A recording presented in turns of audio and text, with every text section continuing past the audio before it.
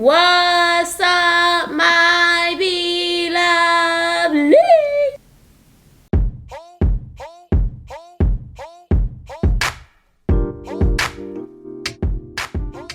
It kills me every time I do that, y'all. So, check this out. If you saw the video from yesterday, you saw these right here.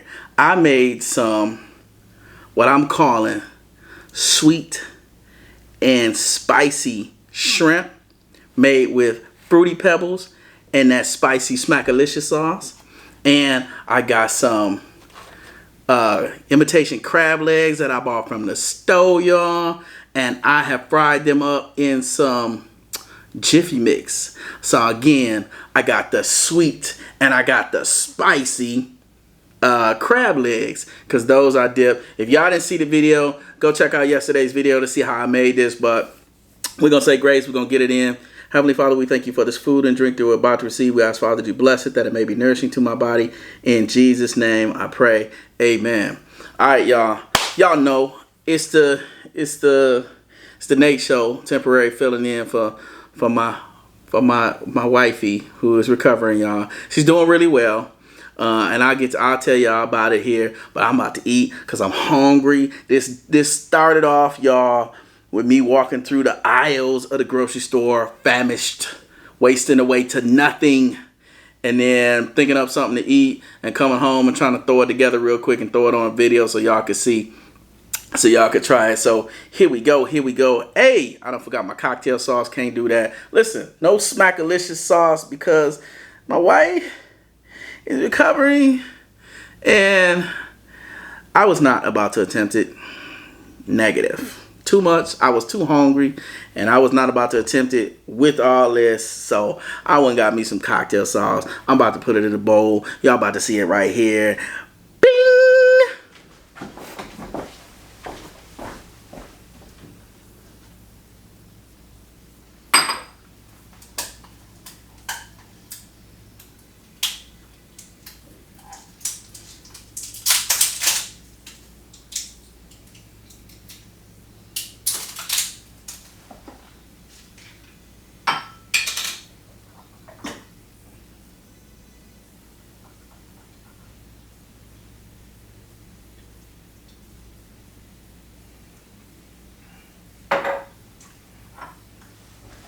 So,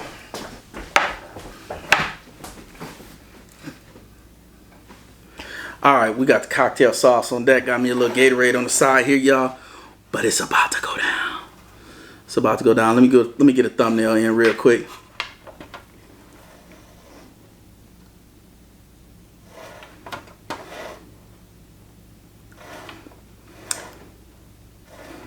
Man, I got a few thumbnails in.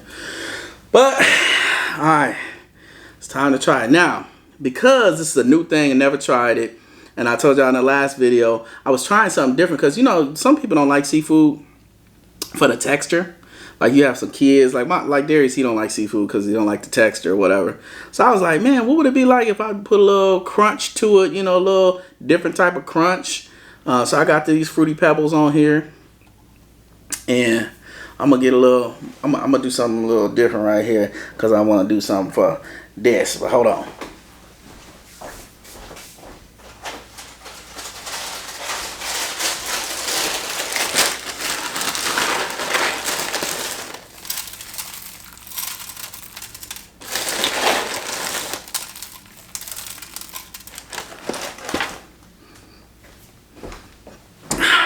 Catch me another thumbnail.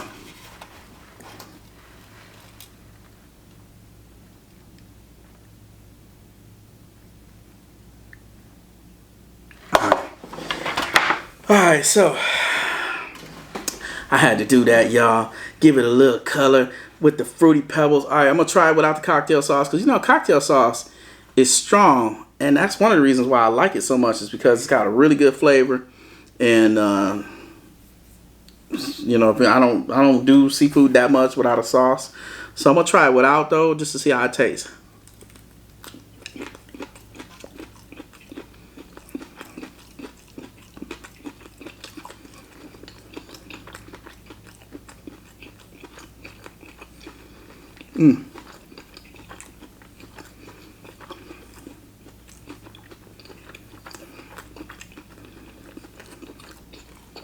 Good.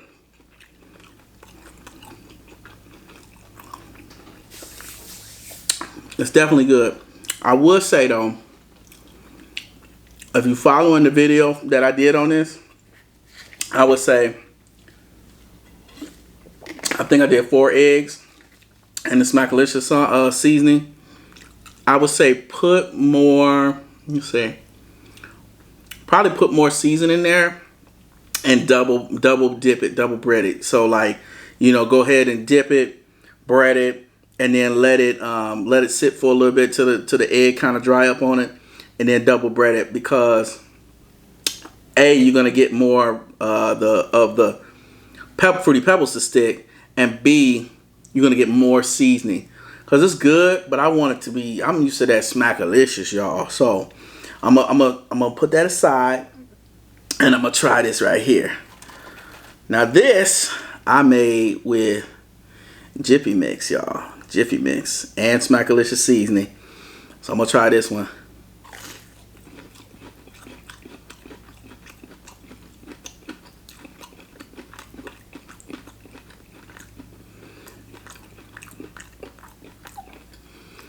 Now that's good, y'all.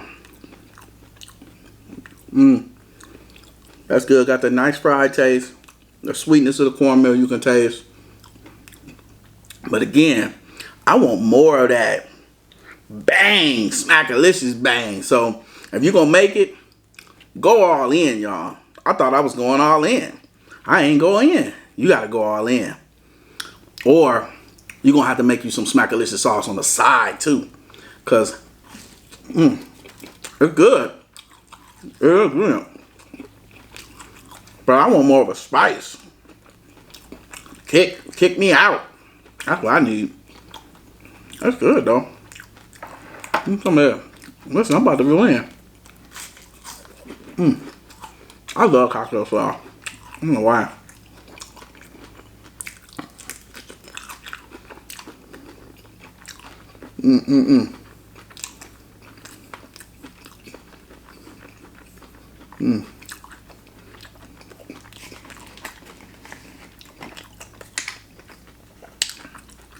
Woo! I'm loving this meal. Look, y'all. I got the Fruity Pebbles on this on top of here. And I glanced over because I got the box right here. Y'all remember when y'all was a kid and you used to eat your cereal and look at the back of the box, because they would put all kinds of stuff on the box, you know, little mazes and stuff, try to get the little guy from here down to the bottom of the maze, or stuff like that. Y'all remember when they used to put toys in the box, in the cereal box? I remember when I was a kid, I used to want, I forget what cereal it came in. Y'all tell me if you know. But I'm going to take y'all way back to probably like the 80s. So if you're too young, you probably ain't going to know what I'm talking about. But what cereal came with the Wacky Wall Walker? Now, if y'all don't remember, the Wacky Wall Walker was like this octopus that was sticky. And you slung it at the wall, and it literally like walked down the wall. And they called it the Wacky Wall Walker. And it came in a cereal box, and I don't remember which one it was. But I used to look through them boxes and try to find them things. They used to have Dakota rings. Now the Dakota ring, I guess that was during my time, but I really wasn't into Dakota rings, y'all. But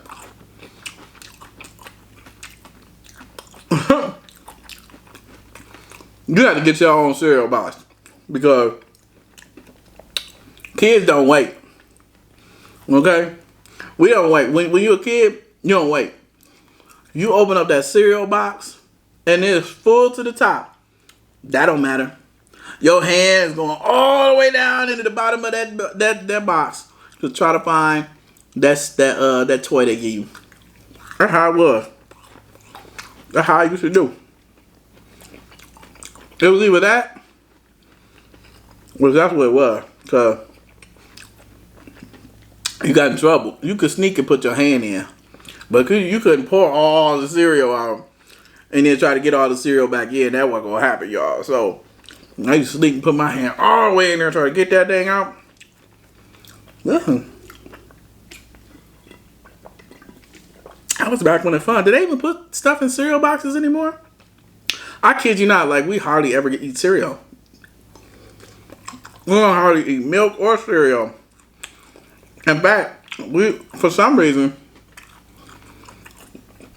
me and my wife, we were out here and we just had this craving for cereal. And literally went to the store and bought up like 3 boxes of cereal and milk. Listen, I gotta ask y'all this, cause okay, so she put milk on the list. I go get the milk, and I buy 2% milk. And she said, I like whole milk. Nobody want no 2% milk in this cereal. All right. Who drinks whole milk after age 2? Because we ran daycare before, and that was one of those things that he taught you. You gave him 2% after age 2. But anyway, made me think about it. When y'all eat cereal, do y'all prefer whole milk, 2%, 1%, or fat-free? Now, I'm going to tell you, only time I'm eating fat-free is when I'm on a diet that's fat-free. Otherwise, fat-free is like drinking water. And I have done it. And it's okay. But you got to remember, if you're on a diet, you're drinking fat-free milk, you're also eating it with, cereal that's a whole brand or something like that. This ain't no sweet. You know what I'm saying? What do you just call it? Like Fruity Pebbles, where your milk's gonna be all sweet and all. It ain't gonna be like that. It was good. Only thing missing, the sweet is definitely here. Only thing missing is I want more spice. I'm telling y'all, if y'all do this, put more spice in it. Definitely add more spice. And probably, like I said, double batter. Actually, on these came out crunchy. Now, they could be more crunchy, but you can see they're stiff. You know what I'm saying? But y'all, I'm filling in for my wife. I just gave her some more meds. And she in there chilling. Not really chilling, mostly like sleeping. So this is day 2 after the surgery. So it's actually not been, it's just over 24 hours right now. So she is recovering still and doing really good. Compared to, this one, the last one, super quick recoveries. You can always tell because people are, when you, now, let me tell y'all this right here, y'all. Let me tell y'all this. Me and my wife used to have these conversations. I'll get back to what I was about to say in a minute, but my wife has always been a caregiver of some sort. Like, that's her thing. She's a very people person, right? She's good. She's good at taking care of people. She did it for some of her family members or stuff, and so she's just good at it. So we would talk when I was younger. I'd be like, man, sucks to be you if something happened to you, because I don't know how to take care of nobody. And I used to tell her, like, I ain't trying to do all that. Wash people up, wipe people up, and all that stuff. Because she used to do that back in the day. And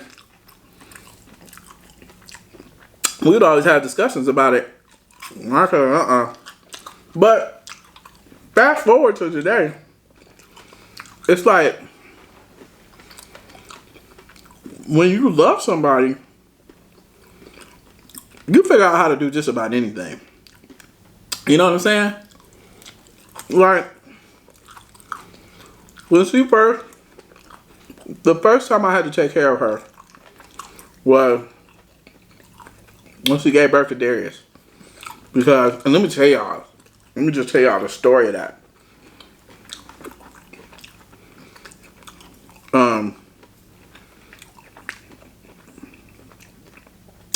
When she was giving birth, she was in the bed. You know how it is. She's in labor and she's pushing.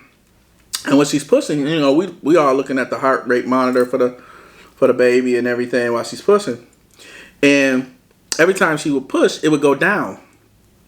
And then we were like trying to figure it all out. And the doctor was like, okay, because the umbilical cord was wrapped around his neck. So every time she would push, his heart rate would go down because it would literally like choke him out. And so they're figuring all this stuff out. And once they figured it out, it's like the whole room changed, y'all. The whole room changed. The atmosphere changed. And it was like an emergency, like the room's on fire type of emergency. They calling stats. They bust her. They're like, we got to take her to the emergency room right away. She's got to do an emergency C-section. I'm like, okay. I'm literally like 20, maybe 21 at the time. I don't know what this means. So they bust her out of the room. They tell me, we're gonna let you come in there. You need to put on this suit, this surgical suit and everything, so you can go in, right? So I'm like, okay. I'll put on the surgical suit. And so I kid you not, they gave me the little bunny suit thing. I had that thing on in minutes. And when I say minutes, probably like 2. And so after that, I'm just sitting there waiting for them to come get me. Because I'm outside the emergency room. And I am like frantic because it's taking them way too long to come get me. So finally they come get me. And I go in. And they have her all covered. My bad, y'all. The camera died. But anyway, so they had her all covered. And I go in. And of course they got her feet up and everything. And the doctor's down there. And they basically had her covered all the way up to her neck. So I could see her face. And there's probably like 4 or 5 people in the room. You know what I'm saying? And all this stuff is going on. And I'm just like, man, like in awe. Because, you know, like I said, you never seen anything like that before, you know. And so, I think what they did was they kept me out of the room until they made the first incision. And then, literally, like, they made the incision. And all I seen was, boop, and they popped Darius out, lifted him up, and I'm pretty sure I cut the umbilical cord. I can't remember. I'm pretty sure of that. And then they put him. He didn't cry. He was. They tapped him, and he was like, eh, and that was it. So they knew he could breathe. And he just didn't cry like that. He was never like that. So anyway, long story short, that's what happened. So that was the first time coming out of that I had ever had to take care of her because she had the emergency C-section. And then she got to stay in the hospital a few more days because she got an infection. And it was a big deal, you know. She got infection, they put her on antibiotics and all this other stuff. And, you know, I was kind of taking care of her in the hospital and, you know, just being there. And I was like, okay, that's not that big of a deal. But then, when she first got this surgery thing, I was low-key scared, y'all. Because I just got through telling y'all that I ain't good at that stuff. I'm not that way. And so when I first did it, It seemed like so much to remember. When you take care of somebody and they went through surgery, they send you home with like a whole list of stuff. Like they give you all of the medication regimen and how you're supposed to do it, and keep track of this, keep track of that. If they got those little, you know, I forgot what they call them. They look like grenades. If they got those in them, then you gotta like keep track of the fluids coming out. That's how they know when to take them out when your body's ready and all that stuff. So it was like in the beginning when I first went home that first day when she first had the first surgery, I was like overwhelmed in terms of like the information. So I was like reading everything 2-3 times, trying to make sure I didn't mess nothing up. You know what I'm saying? Like, because it's super critical that you get their medication right and you feed them, and, you know what I'm saying? And sometimes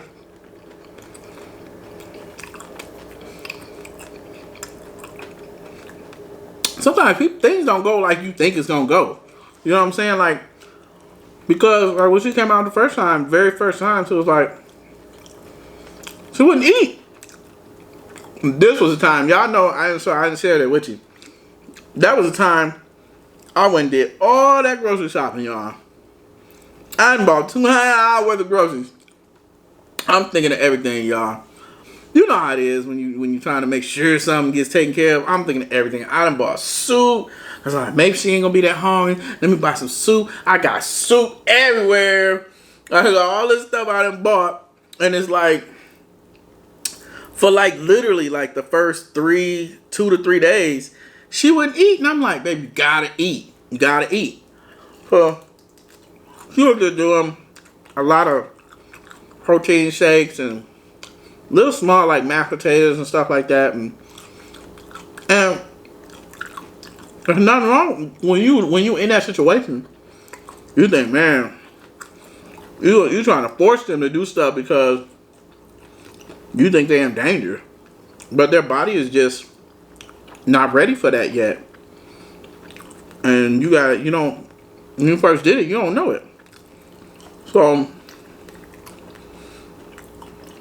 doing that and having to do like the wash ups and all that stuff, you know, it's all like new. You don't think that you know that's in you, but you'd be surprised at what you do for somebody that you love. You know what I mean?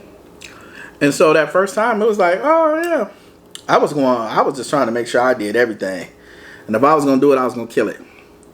Whether that's cooking food every day or, you know, making, and it was a lot too because I was taking care of her, cooking every day. Plus, making sure the room, you know, when you're in a hotel room, like it gets dirty fast. You know, if you're doing if you're cooking in 2-3 meals a day, you got to constantly keep washing the dishes and all that stuff. So it keeps you busy.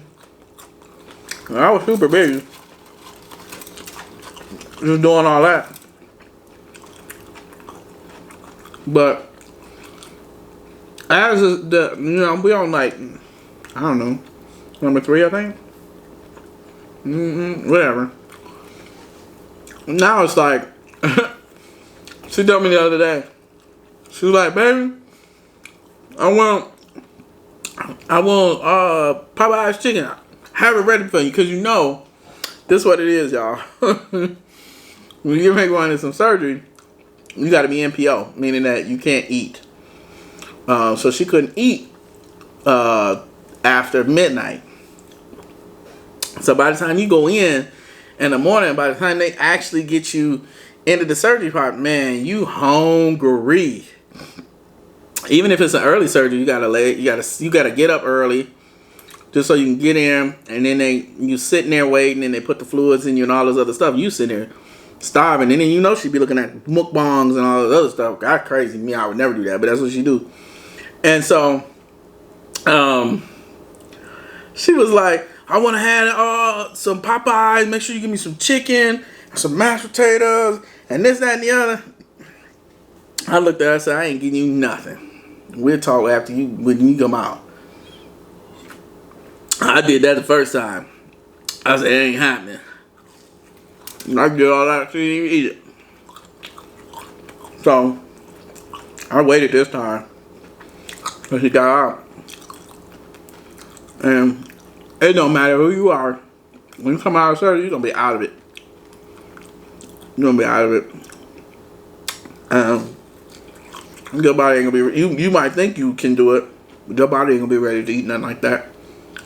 You know what I'm saying? It's like coming off a fast. You don't be ready to do all that. But what I'm trying to say is, man, if you get put in a position where you have to take care of somebody, you can actually do it. It's a bit nerve-wracking in the beginning. Because like I said, it's a lot of information to take in. But after a while, it gets easy. So, because you know what to do. That's like with anything. Everybody has a fear of the unknown. But once you do it 2-3 times, it's like a piece of cake. You know what I'm saying? Ain't no thing. I got this, man. So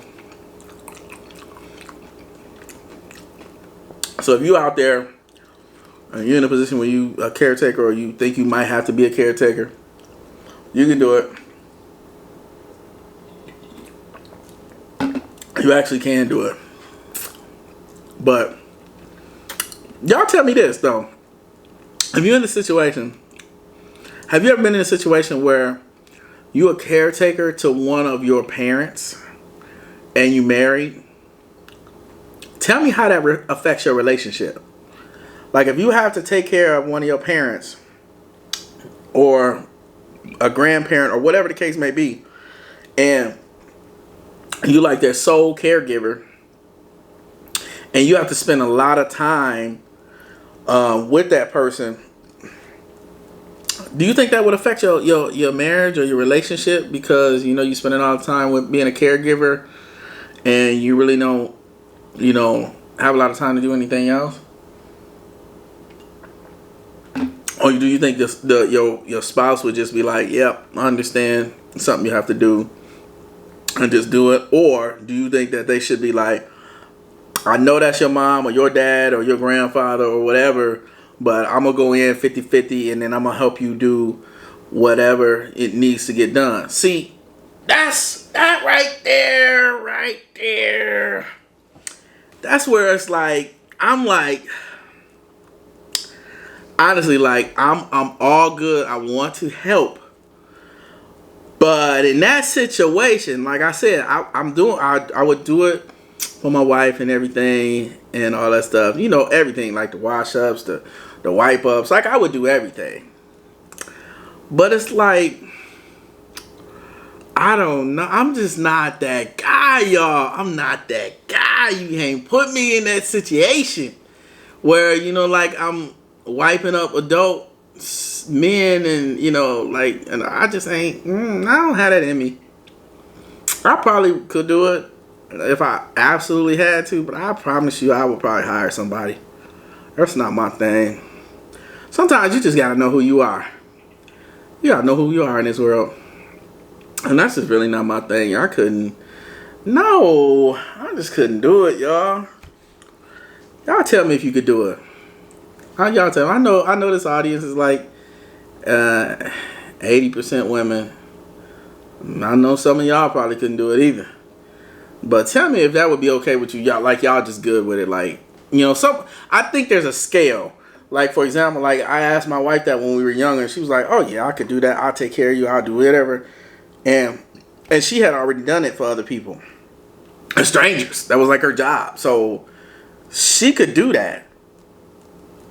And then you got other people on the other end, which I think is where I am, except for special circumstances. I'm just like, I can't do it, y'all.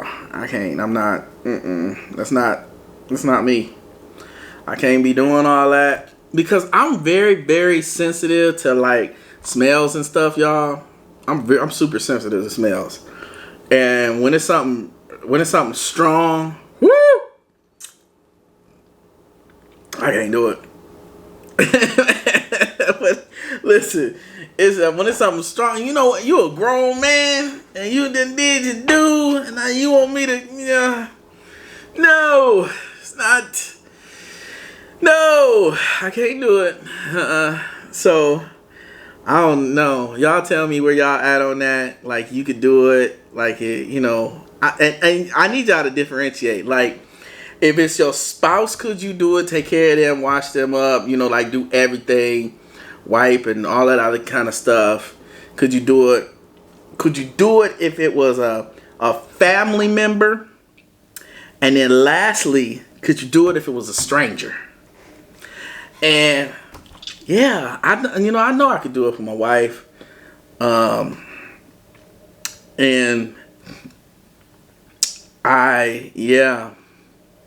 I'm thinking about the kids right now, y'all. I guess, I probably would have Beth do that. I'm not even joking. Y'all gonna lambaste me for that. They probably be like, what you in doing? Listen. Just being real. I'll probably have Beth do that. Yeah. Babies, that's one thing. Grown men, it's another. It's a whole nother thing. Now, I don't know. I think the situation was the situation and I had to do it, I probably would. That's just love. It's just love. Love gets you over a lot of things. Because it's your loved one. That's your kid. That's your wife. That's your your family. You know what I'm saying? But like there's people that do it and that's their job. And they're okay with it. And I say thank God for those people. Absolutely. Because we need people like that. It's no different than being a nurse or anything else where you caring for somebody. We need caregivers, period. And I used to be a cook in a convalescent home. I don't know if I ever told y'all that, but I used to be a cook. And I cooked for like 88 residents. And, I'm young at the time, but I knew how to cook because my mom taught me how to cook. So I'd be in there and, man, let me tell you, when you cooking at one of them homes like that, you cooking for the residents, you cooking for the staff, because the staff be like, can you make me a double cheeseburger, man? This, that, and the other, man. So I was doing all kinds of stuff. You basically like, I won't say you like a short order cook, but you kind of are. But it's not the same. So you have a menu, and you're making a menu for the whole home and all the residents. But then also you have to make like 2 or 3 alternative menus because of diabetics and folks that just don't want to eat the meal. And then you got the staff coming in there like, can you make me this? Can you make me that? You know what I'm saying? So you get used to like doing all that, cooking and all that stuff. But yeah, I don't know. I lost my train of thought. I forgot what I was talking about. But anyway, I did used to be a cook, and it was alright. It was fun. I used to cook up all kinds of stuff. Listen, they give you a menu, and they would be like, I need you to cook a roast. And I probably had that job when I was, I want to say, I was probably 16, 17. No, I was probably 17 when I had that job, y'all. I'm 17 years old. And yes, mama taught me how to cook. Mama taught me how to season things. That's what she taught me. And everything else is just like, okay, you know how to cook chicken and fish and meat, beef and all this other stuff. They wanted me to cook a roast, y'all. So I'm like, okay, I know how to chop up some onions, throw some carrots and some potatoes in a pot and all this other stuff. I'm literally making gravy from scratch though, y'all. I'm making gravy from scratch. Trying to, get this pot roast together. And I got this pot roast together and everything. And I'm serving it out to everybody, people eating and all that stuff. And then you had these people that elderly people just finicky. Some of them, it is what it is. Some of us young folks, are finicky.